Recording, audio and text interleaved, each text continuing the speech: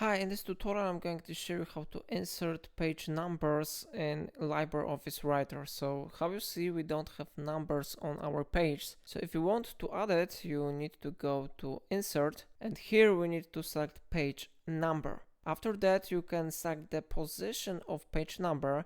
On default, it is set to bottom of a page, but sometimes if you need it, you can select here top of page, but I don't recommend to do it. I recommend you to click on bottom of page, footer, and here you can set alignment, you can center this number, you can set position to the left or to the right. So I select here center, and here you can find another settings. You can change page numbers format if you need it, but of course the default format is really useful, so I will select here 1, 2, 3, and then I need to click OK button to apply changes to my document, and after that it should be successfully edited and page numbers have been added to our document. So we have here 1, we have here 2, we have here 3. So how you see, page numbers works correctly. So it's all for today. If I helped you to do it, remember to like this video and subscribe my channel, and please let me know in comment if it solved your problem.